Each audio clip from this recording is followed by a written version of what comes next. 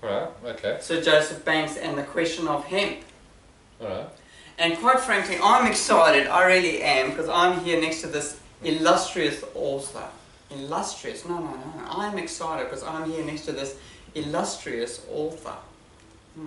Not many books have been written on the hemp history in Australia, really, has it, John? I mean, this is well, very yeah, no, unusual. I'm about the only person who writes about cannabis history in Australia, so I'd have to agree with you on that. There are several books which plagiarise me extensively, but generally speaking, I'm the main source. Well, Jackaroo, in his history of cannabis, he actually looks at, he does a very good history on hemp during the first years of the American Republic.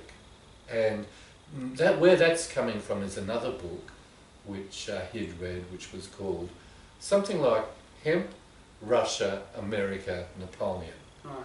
Now it's some combination of those four words. Now I never am quite sure which particular combination it is, but that's the book he's relying on, and that's the book I rely on quite a lot for the sort of the end of the history of Sir Joseph Banks and the question of hemp. So I knew Jack had actually hadn't done all the archival work, which is what historians do. What historians do is we go to all these different archives and we look around for documents, and governments have to release their archives after about 30 years after, effectively it's too late for people to be worried about, or people to object to what they've been doing. They can get away with it. They've got away with it for 30 years, therefore they'll let you know what they've got away with for 30 years. And so there's the files you want to look at, or there's what historians like looking at. And with Sir Joseph Banks and the question of hemp, I've had discovered certain files that Sir Joseph Banks had on hemp, and they were the ones I was interested So in. how did you discover these files? I mean, that's very interesting, because it's something very obscure, isn't it? It would have been hidden away. Well, I found a reference in a book called Sir Joseph Banks, Father of Australia by Joseph Maiden. Joseph Maiden was New South Wales botanist around about 1900, and he in fact organises some of the early hemp experiments in New South Wales. He sort of does this, he gets about 600 farmers in New South Wales which he supplies hemp seed to. So he does this big sort of hemp growing experiment in New South Wales. He's head of it. Later on he writes a book called Sir Joseph Banks, Father of Australia, and while reading Sir Joseph Banks, Father of Australia, I discovered that Banks has this file in the Kew archives called Hemp 1764 to 1809, and that's the file which I go looking for, and that's the file which is a large part of Sir Joseph Banks and the question of hemp. So the secret is unfolding, viewers. Yeah. Alright, so do you want to tell us some secret stuff that we may not know about New South Wales and the origins of hemp and cannabis? Yeah, well, the origins of New South Wales are tied up with the idea that it will be a hemp colony. And to understand the idea of a hemp colony, you have to understand that at that time in history, we were in what was called the Age of Sail. And the great triumph of the Age of Sail is that we're able to sort of get around the world, so you can navigate the world, discover all these different places and begin trades with them. And that age goes from about 1500 to around about 1810. 1810, the age of steam starting to take off. And after the age of steam, we have the age of oil. So we've got three basic technological eras during that period. And in sail, hemp is as important in the age of sail as oil is in the age of oil. We're talking about the naval empires, and part of this the subtitle of Sir Joseph Banks and the question of hemp is Hemp, Sea Power and Empire. And it's based on a geostrategic theory of a guy called Admiral Mahan, who was an American admiral, and he argued that the basis of empire is sea power, and he writes a very large series of books, you know, arguing that case, looking at sea power in various eras. And so from the times of, say, the Punic Wars, which is the names of the wars between Carthage and Rome, Right. which happened around about 300 BC, from about that time onwards, he argues, world empires have been based on sea power, and that's the way it more or less goes until, you know, the Second World War, when, you know, planes take over. Well, see, now the one thing I was reading, which I thought was very interesting, John, was that the word cannabis, no, backtrack, was that the word canvas is related to the word cannabis. So it's the Dutch or Latin equivalent. It's related etymologically to the word cannabis, and canvas refers to the sails of the boats on the ships. So basically, the might of the empire really was a story about hemp, because without hemp, which would then last up to a month or more, they didn't have to repair their ropes as often, they didn't have to repair their sails, so they could do cross-ocean journeying. Yeah, well, the basic story is that, every 2 years all the hempen sails and hempen rope would be worn out, they'd be sort of blown away in storms, etc. So you had to replace the amount of, you had to replace the hempen sails and the hempen rope every 2 years. So they had magazines where they stored large quantities of hemp, etc. And that's what they did. Yeah, so hemp was important for that reason. And if you could cut hemp supplies, it meant that the British Navy didn't have sails and didn't have rope. And they'd have really nice ships and everything, and really nice sailors and really nice guns, but they couldn't manoeuvre, they were just sitting ducks and they couldn't go anywhere. So if you could actually do that, cut hemp supplies, you could defeat the British Navy. And the British Navy is the biggest navy in Europe at that time, and there's a real fight going on to become the hegemon, the sort of dominant empire in Europe at that time between France and England, and maintaining that particular advantage for the British meant that they couldn't be invaded. So as long as they have the navy, they can't be invaded, they can invade everyone else. And generally what they do, the British policy has always been to start wars on the continent, get other people fighting each other and snaffle their colonies, you know, while these civil wars going on in Europe. So that's how the British Empire gets built, through that sort of simple strategy of starting all these wars in Europe and getting all these people killed, and meanwhile you just steal the colonies. Somewhere along the journey, the British people, or the British Empire, did not have access to enough hemp from Europe. So they kind of looked towards America to be their colony. You need to know a bit about the the story of cannabis. Where does cannabis come from? Where is the homeland of cannabis? Well, you're going to tell us, isn't he? He's going to tell us. Yeah, I'm going to tell you where. The homeland of cannabis is in that part of Asia where India sort of smashes into Asia about 40 million years ago. Right.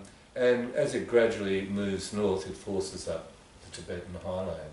So what comes to dominate Eurasia, that large continent, the largest continent in the world, is there's a big central plateau which is Tibet, and then it has large amounts of sort of water because it's a glaciers and snow for most of the time, and particularly before the interglacial begins about 11,000 years ago, during the last ice age maximum. There were sort of huge glaciers there. So there's lots of water, lots of fresh water on really high bits of ground, so all these rivers radiate from there, and they radiate through the rest of Asia. You have a whole series of rivers which flow through China, the Yangtze, etc., the Yellow River, and all those. You have the Mekong and the rivers of Indochina. You have the Brahmaputra and the Ganges. In India you have the Indus. Then you have the Russian rivers like the Oxus and so people are colonising and they're spreading the herb around that way? No. That's cannabis just spreads naturally because it's in this part of the world, which is it's the centre of the drainage pattern of Eurasia, right. And cannabis spreads pretty well naturally down river basins. It's sort of carried by floods, etc. And so cannabis then sort of goes down to these various sort of huge river systems like the Ob and the Yangtze and the Indus and the Ganges and the Mekong, etc. And what causes species is time and distance.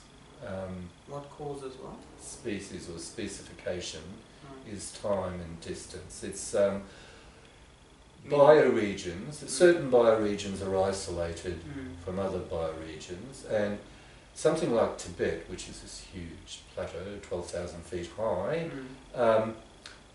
effectively acts as a really huge barrier in Asia, and you have these number of different sort of bioregions, and the cannabis species develops different properties in these different sort of areas. So cannabis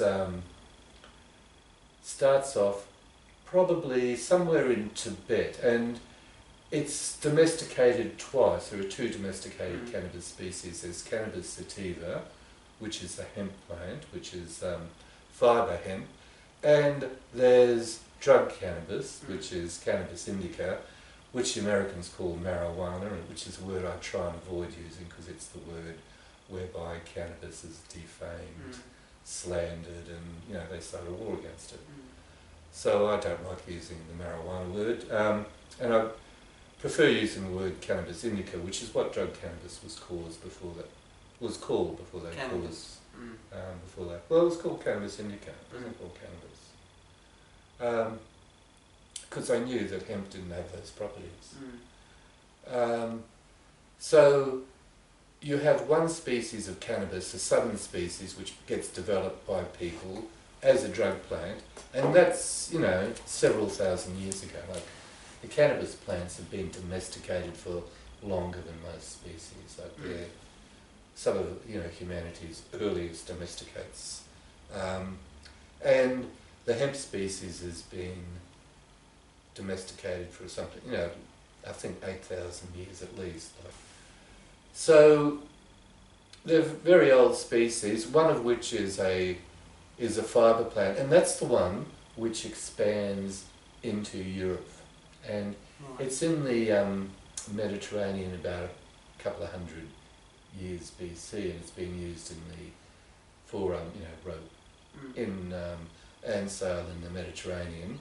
Reaches Britain about 400 AD, and then as the European empires start to take over the world, they need hemp, because hemp is the basis of the age of sail, and sail is the basis of empires, the basis of empire, so they need to have hemp everywhere. So the Spanish sort of start growing a lot of hemp in the New World. They start growing it in Chile about 1543, I think, given as a date for that.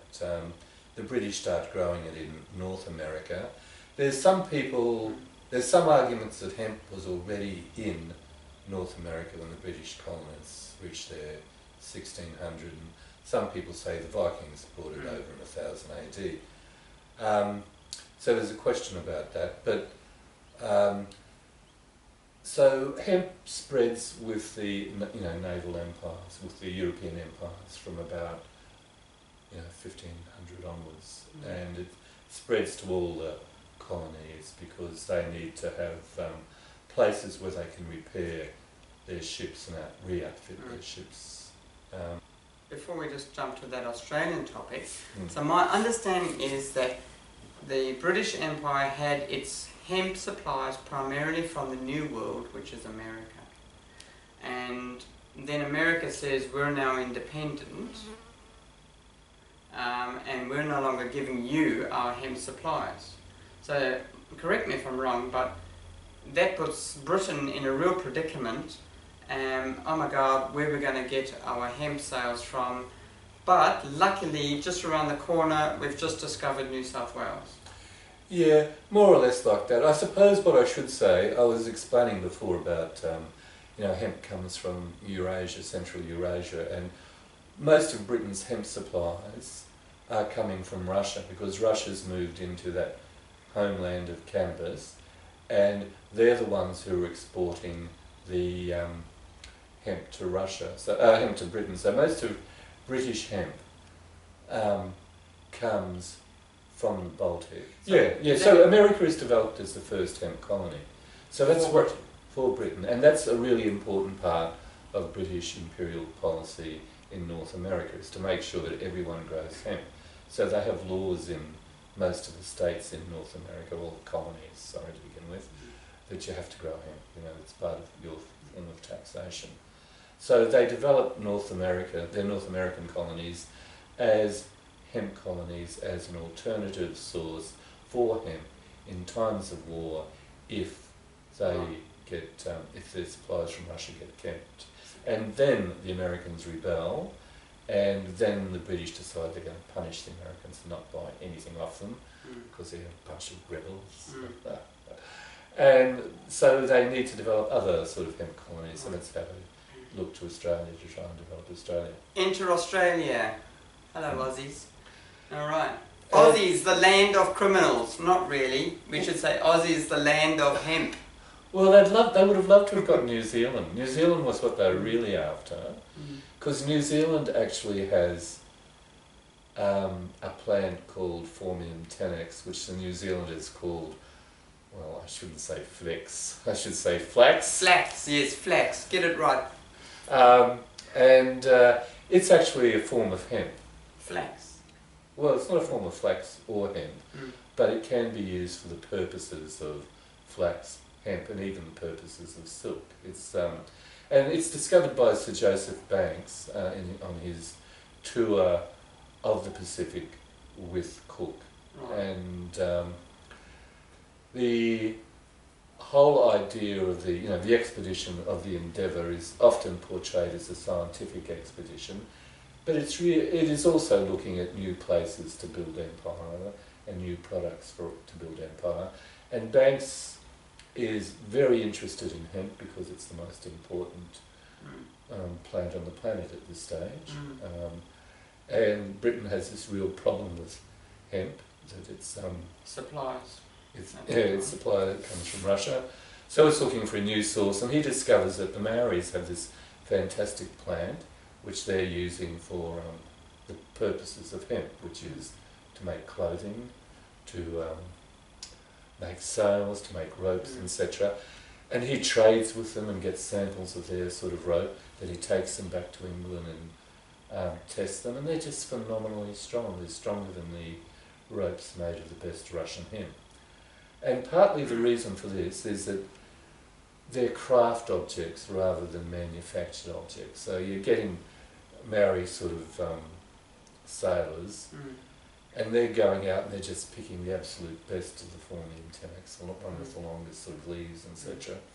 And they're manufacturing the absolute best rope. So they actually have better ropes than the British, and the British are just...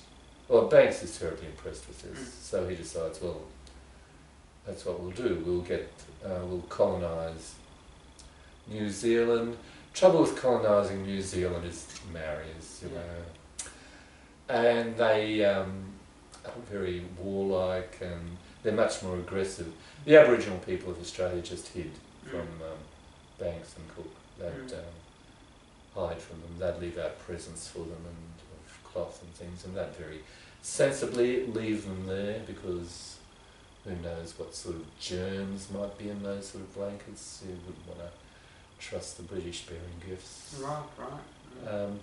And they don't, they just sort of run away. So it's really hard for banks and company to make contact with the Aboriginals of Australia, but they're not, their form of avoiding the Europeans is just to hide.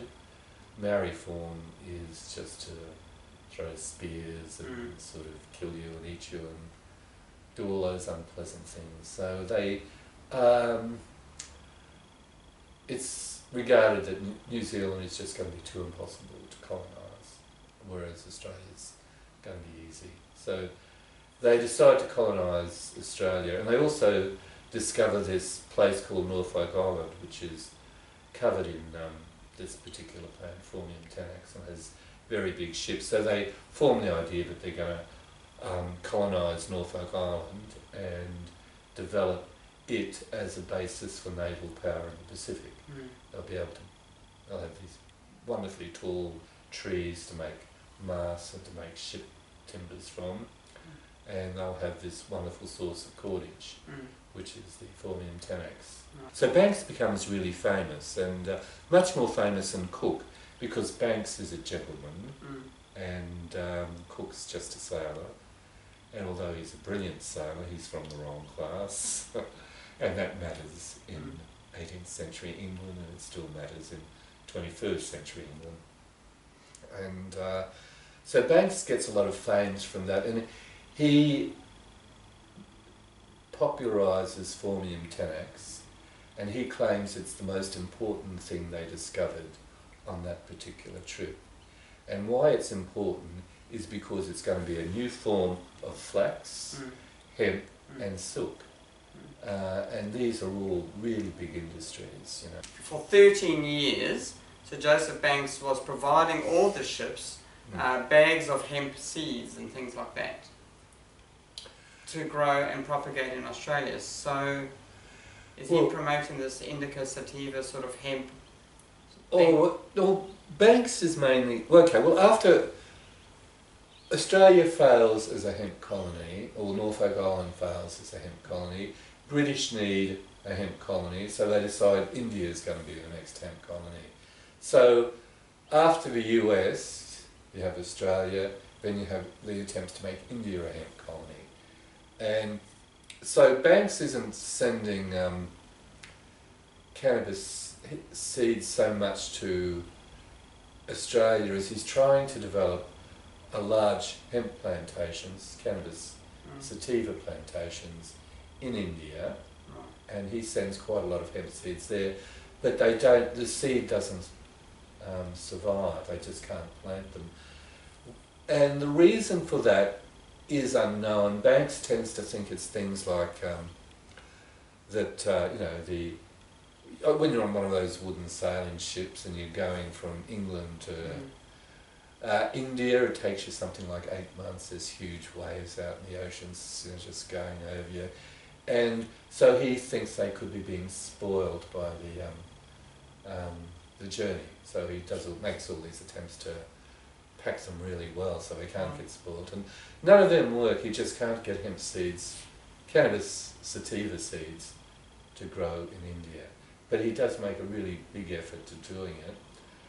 But I never found... there was 3 lots of hemp seeds I traced to India, and none of them was successful. They were all unsuccessful. Banks is sending all these hemp seeds to India, but they're all arriving spoiled. A couple of years later, 2 years or so later, hemp seeds come from India to Australia and are grown successfully. So what years would we be talking about here? 1804, 1805.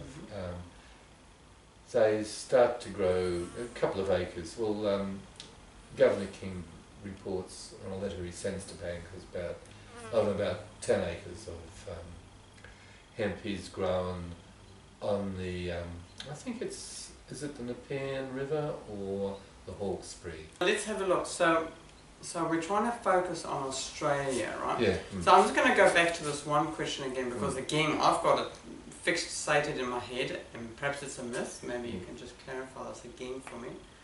So was Joseph Banks, or was he not, in your opinion, for 13 years, providing ships with bags of hemp seeds to go directly from Britain to Australia?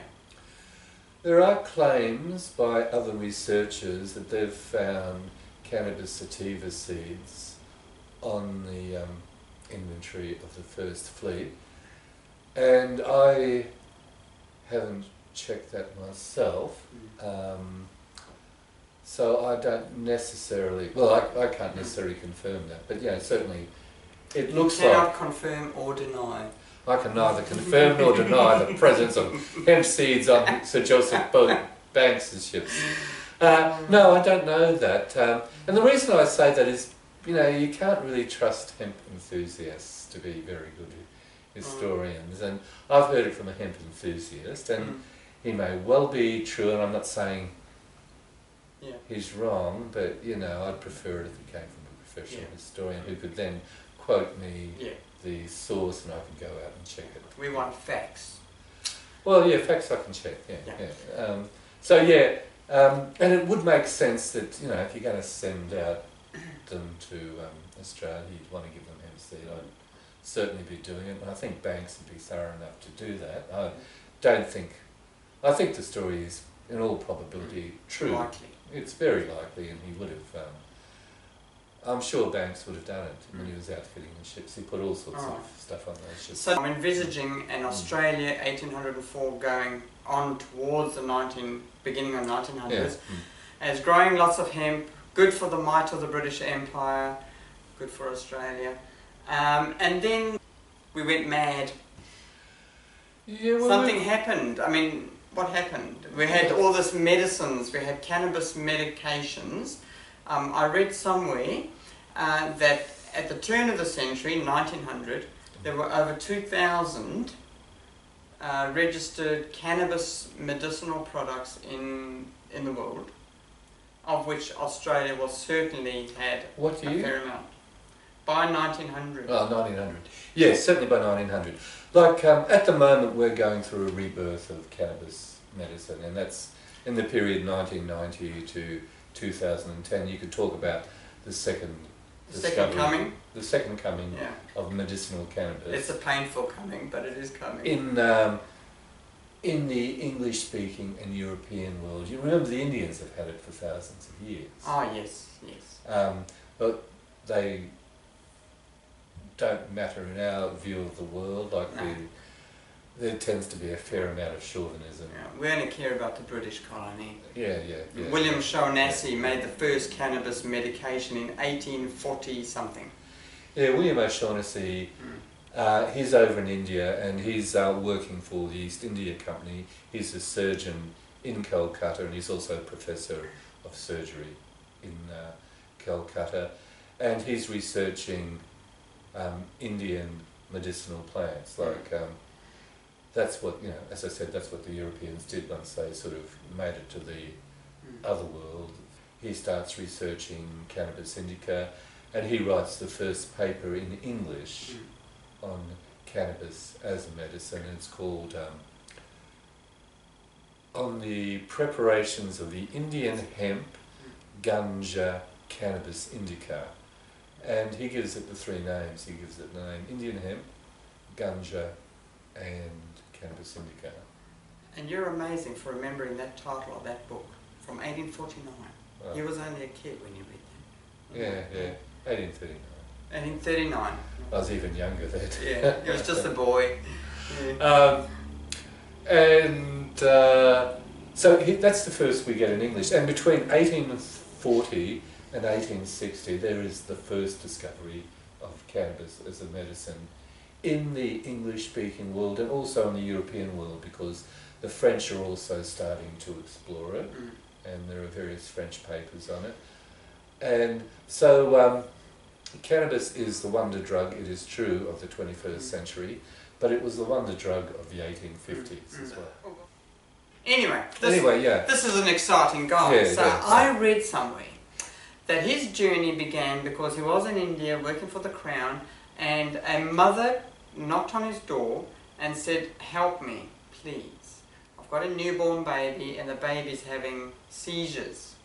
And the seizures continued for up to 5 days, and my understanding is that he tried various medicinal tinctures available to him at the time, and on about the 5th day he eventually tried the cannabis tincture, and this newborn infant stopped seizures. The following year he then patented with a colleague his very first medicinal cannabis preparation, which then went on the market. On the preparations of Indian hemp, ganja, cannabis indica, and that's not the way he tells the story of how he discovers it.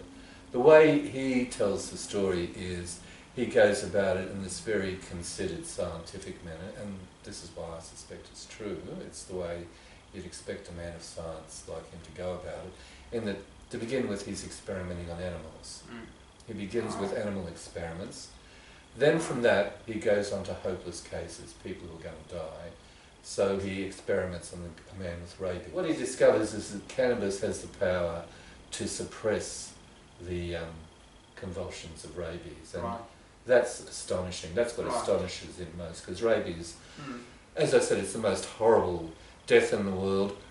He doesn't describe it, but at one stage in his description he talks about how the guy goes into convulsions, and he says that even though I have the normal, even though I'm a surgeon, and I'm just used to cutting people up and doing all sorts of things like that, I could not bear to watch the convulsions of rabies. Cannabis helps reduce. Well, cannabis stops them. It actually helps. It stops the convulsions. It stops the convulsions of rabies. So now we fast forward back to Australia. Shaughnessy and his thousands of other colleagues have all got products all around Australia for medicinal cannabis. And the 1842 guy is probably J. Collis Brown, sort of. Chlorodyne. Well, the next sort of stage in the sort of cannabis medicine story is someone decides, wouldn't it be a great idea if we combine opium and cannabis? A good idea. I know. I like that. And so do a lot of other people. And so they get this medicine called chlorodyne, which is sort of a tincture of cannabis topped up with morphine. And it becomes the big medicine of the British Empire. Like it's sort of, there's lots of imitators of it, chlorodyne. J. Collis Brown even sort of sues people. Everyone's got their own sort of chlorodyne, and all they are is just cannabis tinctures reinforced with morphine, and some don't even have the cannabis tinctures, they just have a bit of morphine. So everyone has them, and he sort of starts suing people because they're claiming to use the name chlorodyne, and it is really the biggest medicine at that time. Like it's the most popular medicine in Australia, and who could be surprised about that? Yeah, like it's. I think he describes it as 6 grams of black Nepalese hash in each bottle, topped up with morphine. Yes, well, I'll double that. Sounds nice. And also there's the Canadonna. Have you heard of that one? Oh yeah, Canadonna, yeah. Canadonna is... made for Australia. Made for Australia. Combination of belladonna and cannabis. I think it's mainly belladonna, 96%, 4% cannabis. But it's to be used for both asthma and epilepsy, I think, is it? It's certainly used for my asthma. knowledge of that one is it's actually used for asthma. Is it? Yeah. To be used in an acute crisis of asthma, not just as a chronic inhalant. When you're actually having a real, I can't breathe, that's the time you've got to grab your Canadonna joint, I suppose, if you want to call it that, with the belladonna in it, and puff away. Yeah. And apparently the belladonna causes bronchodilation, so it actually eases your symptoms. And so does the cannabis. It also causes bronchodilation. Yeah, because belladonna means beautiful lady, and it was used to sort of make the pupil. He gets a kiss there for that. I'm a beautiful lady. I know. Carry on. And Made you blush I'm today. such a charmer. I can't help it. I've got big pupils from the belladonna. Yeah, so that's what it was mainly used for in Roman medicines. The Roman sort of women used to sort of make themselves more attractive by putting belladonna drops in their eyes, and it's obviously the same thing. It's a vasodilator. Of course, we still use it today. The belladonna, deadly nightshade. I mean, we make atropine out of it now, and other sort of drugs. Yeah. No, for the heart rate. So what happened to the madness? I mean, why didn't we carry on? Why did we have to ban all this? To summarise, the various theories on the causes of cannabis prohibition are: number one is it's a result of empire building by Harry Anslinger and the US Bureau of Narcotics, and is a large part of it. Like the cannabis prohibition is really pushed by the US Bureau of Narcotics and Harry Anslinger. Anslinger is behind the Single Convention on Narcotic Drugs, which is what covers cannabis. It was a Single Convention of 1961, and the regulator bill that Di Natale is bringing in is to work in conjunction with that, because has been imposed more or less on the whole world by Anslinger via the Single Convention on Narcotic Drugs. So, number one explanation for cannabis prohibition is empire building on the part of Harry Anslinger and the US Bureau of Prohibition. So what empire was he building?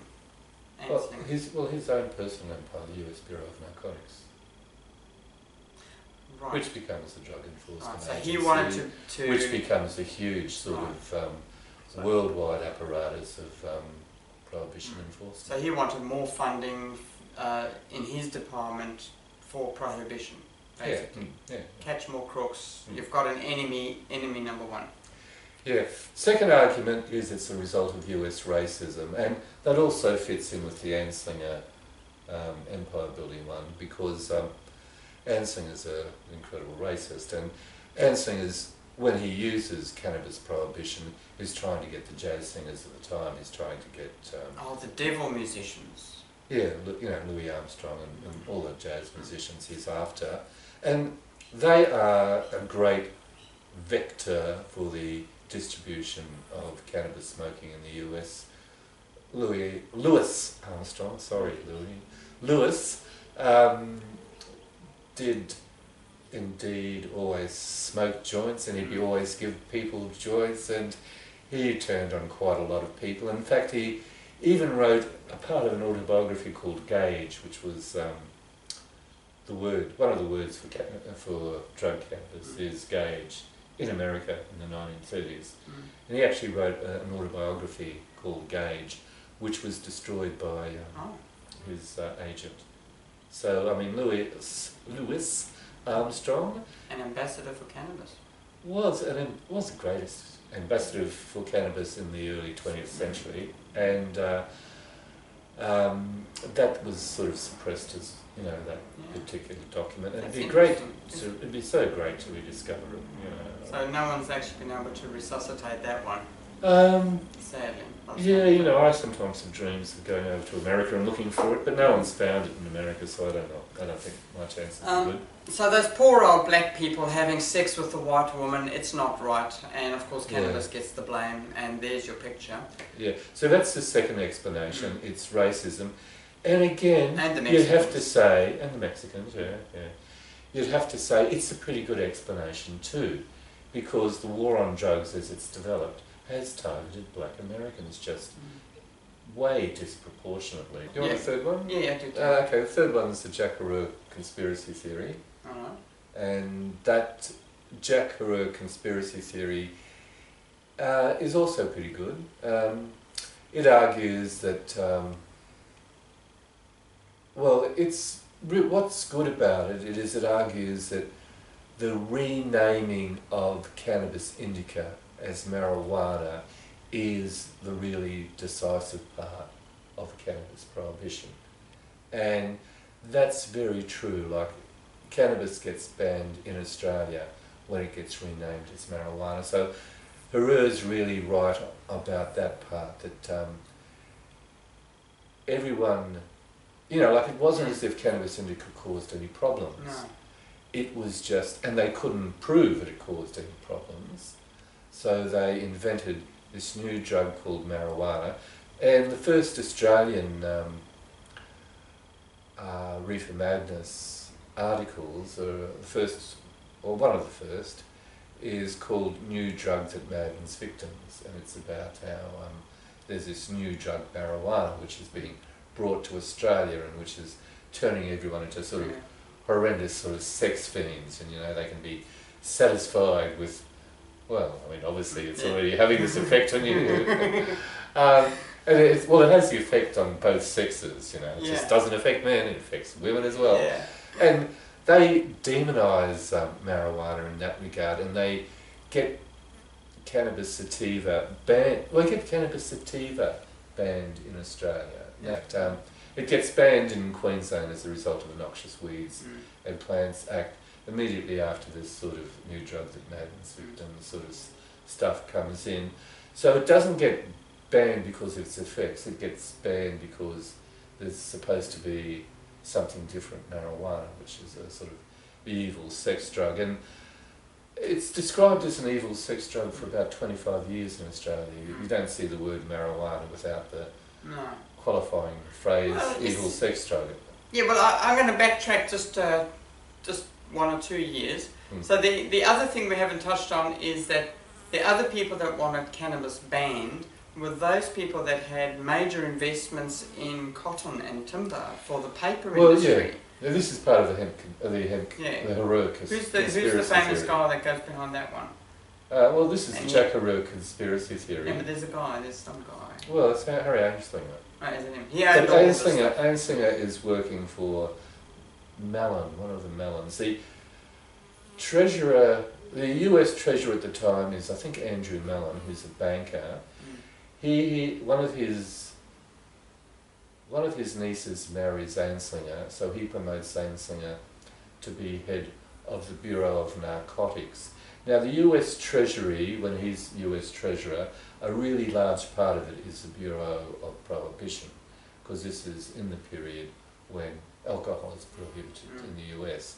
So it's one of the major branches of US Treasury is the Bureau of Prohibition, and a smaller subsection of this giant bureaucracy is the Bureau of Narcotics. So Anslinger gets appointed by his wife's uncle to be head of this. It's a wonderful example of nepotism. And he then alcohol prohibition closes down, so they're out of a job. So he then invents marijuana prohibition. Okay, well that's very interesting. And, okay, so now to bring us back to Herer sort of claims, with considerable evidence, that the hemp industry is about to be revolutionised by the decorticator, a new machine which will get rid of the back-breaking work of hemp, of making hemp, because you've got to break the hemp to extract the fibres, and it is really difficult work, which is why they have slaves doing it. So this machine's going to revolutionise the paper and fibre and industry of world. Yeah, and it's very back-breaking work, which is why they're after colonies like the US. Well, the bankers at this stage have started to take over, the economy, and they have oil interests who bank with them, and they have chemical interests who bank with them. So they are invested in the oil industry. The banks are. Because nylon's an oil product, isn't it? It is. Yeah, well, we don't want hemp to take over. Yeah, so it's for those sorts of reasons you're starting to get that sort of military-industrial complex, because it's also, at this stage, oil has become the basis for empire. So by changing the name to marijuana and saying marijuana is hemp, you're able to accuse hemp of being this dangerous drug, which it just isn't. Hemp was never going to sort of be a dangerous drug. It has no history of being used as a drug. And the name change probably could have been also, I mean, I would imagine a lot of people probably had their own cannabis medications at the time. Yeah. So no one wanted cannabis outlawed, the common person that is, because they needed it medicinally. So instead of to say we're going to outlaw cannabis, we'll outlaw marijuana instead, which is a different product altogether. Yeah. Women are getting raped by marijuana, their clothes ripped off. This one woman in Hawaii apparently took some marijuana and she was resuscitated a few days later, came to consciousness, and she had no explanation why her clothes were ripped. And the men were like wild animals and they have no idea what happened to that lady. Yeah, yeah. So these are the fabricated stories that send the colonialists into fear and worry, I suppose, especially if black people are having sex with the white ladies. That's just not on, is it? Yeah, well, no, this is one colonial point of view. This is one of the major, it's one of the major fears. Fears. And even in Australia, you know, like the first people arrested for marijuana are ship stewards. So, and they're black ship stewards in Australia. So there is this, and they actually get interrogated in court, and ask questions about this, and it's sort of implied that they're about to have sex with white women. So it was, it's in the sort of background of prohibition as well. It's certainly a sort of strong sexual jealousy component. So in the 60s in America, you have a period of dissent which is fueled by things like racism, the Vietnam War, and the fact that you've got a baby boom as a result of the Second World War. All those factors come in. The culture changes pretty drastically, and cannabis gets blamed for that. And cannabis is part of it, but so is the Vietnam War, so is American racism, etc. So it's part of the cannabis is part of the cultural mix of the 60s, and the 60s sees what looks as close as America's had to a revolution this century. I think that's probably true. Oh, last century. Last century, sorry. We forgot, we're old people. Yeah. So last century. We were born in the last century. Yeah. Alright. So it gets sort of blamed then, but there's also that's when the first attempt to legalise cannabis happens in that period. You have, and it's led by the Beatles, so it's got, people who are more popular than Jesus sort of leading it, and the Beatles the Beatles pay for an ad in, there's a thing called the Indica Bookshop in London at the time, which is producing a magazine called IT, International Times, and it's one of the hippie newspapers in swinging London. They organise a demonstration to legalise cannabis in 1967. They organise a big ad for the newspapers. The Beatles sign it, and 100 other sort of prominent people sign it. And that's the start of the cannabis legalisation movement, or the cannabis re-legalisation movement, as some people would probably very interesting. Insist on calling it. So that starts, and to hold that back, there are, Nixon attempts to hold it back by forming an inquiry called the Schaefer Inquiry, but it finds that it should be decriminalised, which he doesn't like, so he ignores it totally. The Ledane Commission in Canada more or less comes to the same conclusion, and these are always called commissions into the non-medical use of drugs, and this is something I'd like to stress, in that the single convention on narcotic drugs, which Anslinger imposes on the world, states specifically in the first line that it's meant to not applied for scientific or medical use of cannabis.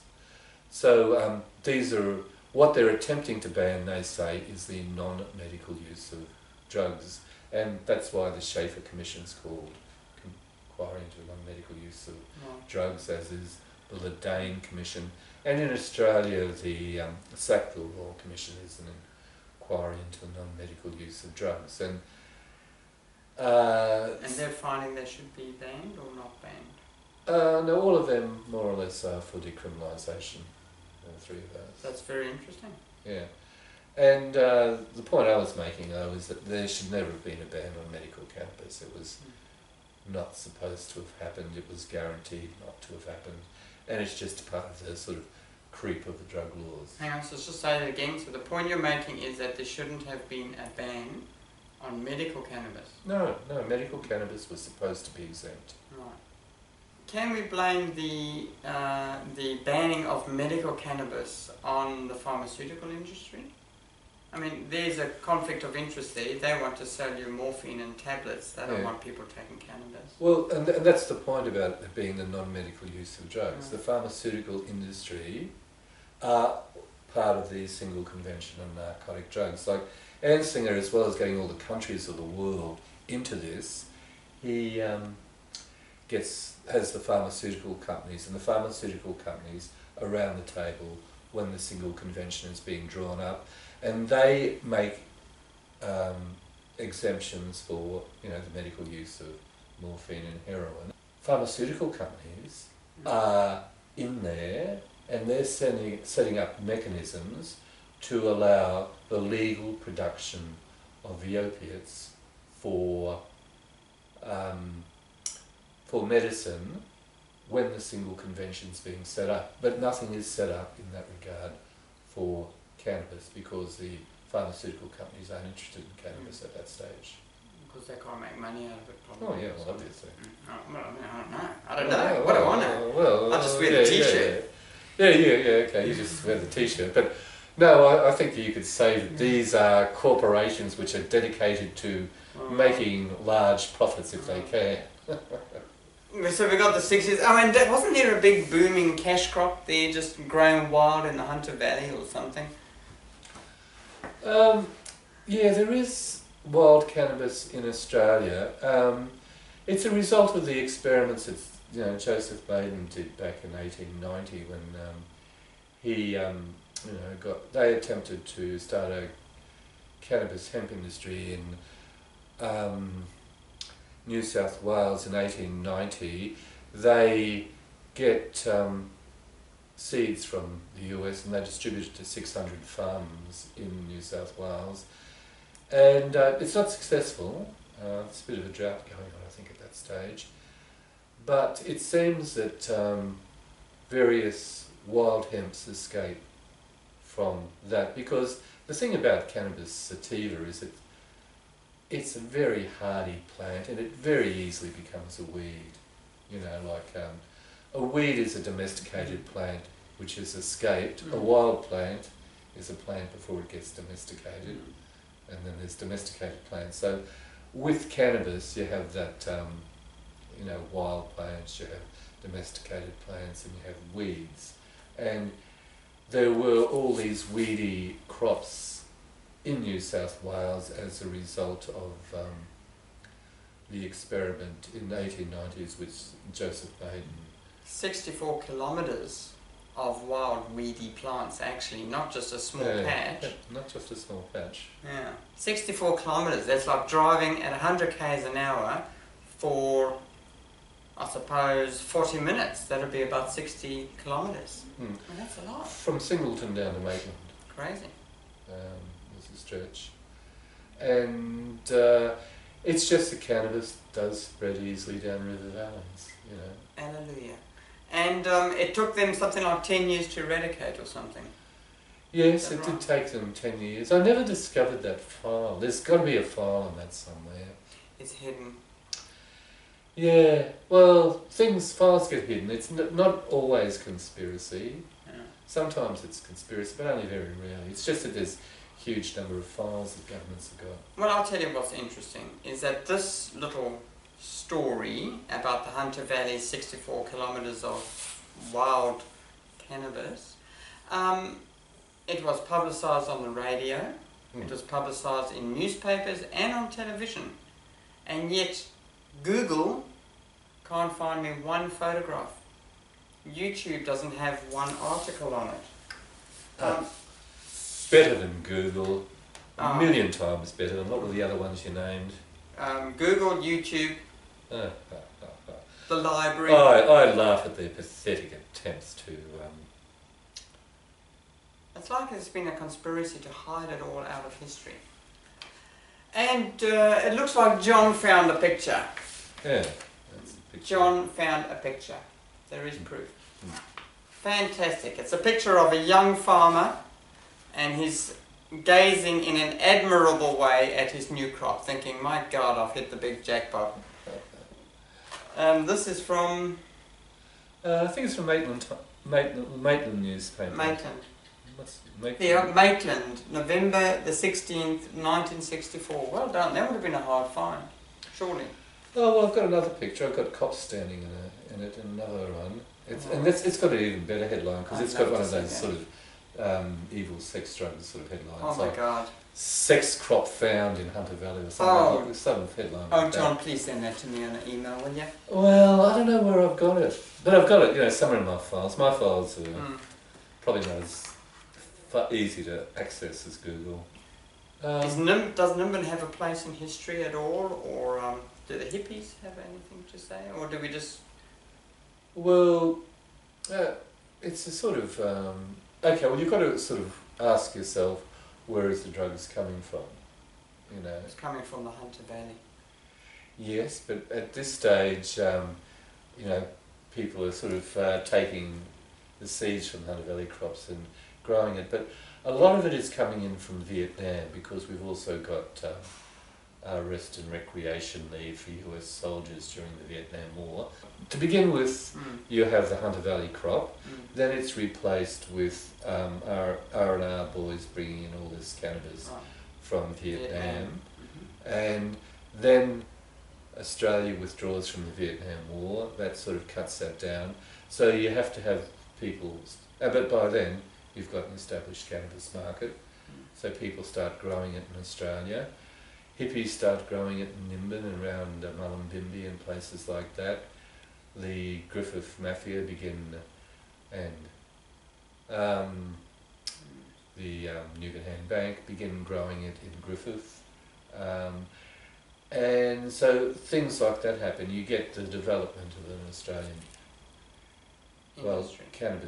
drug cannabis industry from about 1972 onwards with the end of R&R, and it then sort of goes to the stage now where Australia's self-sufficient in cannabis, and Australia's been self-sufficient in drug cannabis for 3 decades or 4 decades, I don't know how long. And so during the 70s and the 80s there was more and more prohibition, wasn't there, against cannabis, I suppose, since we're talking about cannabis. Yeah, no, the cannabis issue gets conflated with the issue of the protest against the Vietnam War and with the opposition to conscription, that sort of cultural struggle between the new left and the old right. And cannabis becomes a symbol for that, so it becomes important to crack down on... By cracking down on cannabis, you crack down on the hippies. Just like in the US, where if you crack down on cannabis, you crack down on the blacks, because they're the main users. In Australia, if you crack down on cannabis, you crack down on the hippies and the alternative movement. So it's a form of population control, controlling the opposition. Yeah, it's a form of social control. It dates from then, it dates from the 60s, and it dates from the fact that people started objecting to being sent to places like Vietnam to kill gooks. Alright. And then we have obviously the Fitzgerald inquiry, which... Oh, there's heaps of inquiries, yeah. There's puts an end to corruption, theoretically. Certainly puts the brakes on corruption. What does that ball go past your stump? Well, yes, well, the corruption comes to to light as a consequence of that. But it's also mainly the murder of Donald Mackay in New South Wales, which is probably more important than the Fitzgerald inquiry, because the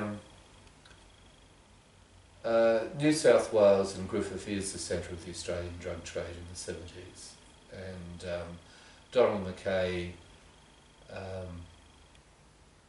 plays an important role about informing about various drug crops at that time, including the biggest ever, the Collyambly crop, which is 375,000 plants. It's huge.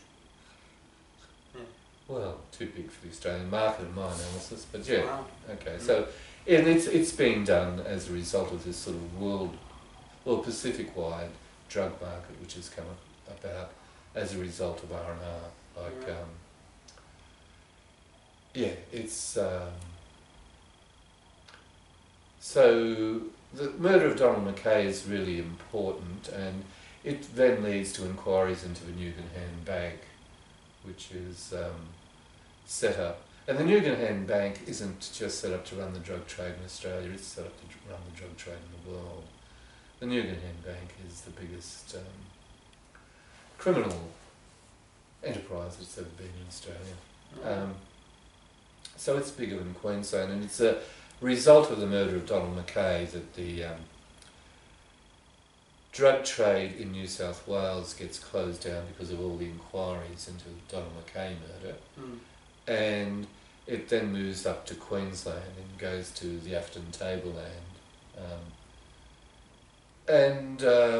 The Queensland police and the New South Wales police, just in cahoots the whole time. Like when their drug operation in New South Wales gets closed down, they move to North Queensland and set up a drug operation there. So you get a change in the drug trade in Australia as a result of the Mackay murder, and the change is it migrates to North Queensland. Normally, if you're a historian, you stay 30 years away from the present because the sensitivities. Oh no, it's just the files. The government doesn't. Yeah, the government doesn't open its archives till after 30 years. So our journey finishes then within this 30-year barrier. Yeah. No, we've hit. I hit the 30-year barrier. In fact, I surfed well beyond it because I've got the Fitzgerald inquiry to take me into that particular part of things. So we're going to wrap it up here then. Yep. But I've got to just say one thing. We've just got to just say one thing quickly. Yep. We have totally not mentioned that John here is wearing a hemp suit. Oh. And that's important. Yeah, I have. Wearing my hemp coat. This was in fact 25 or 30 years old. I got it from Andrew Catalaris when he was actually into cannabis clothing. Andrew was doing something called Cannabis Clothing Company, and he's got a little cannabis clothing company thing there which you can't see, but you can... What does it say? Let me have a read of that. It says Cannabis Clothing Company. Yeah, so he, at that stage he was getting licenses to grow hemp, and he had dreams of starting a cannabis hemp industry in Australia, but Andrew's dreams are forever crushed by cannabis prohibition. Dr. Andrew Catalaris. Thank you very much, John. Okay. This was John Jiggens, and thank you very much. I'm absolutely pleased to have you come and talk to us today.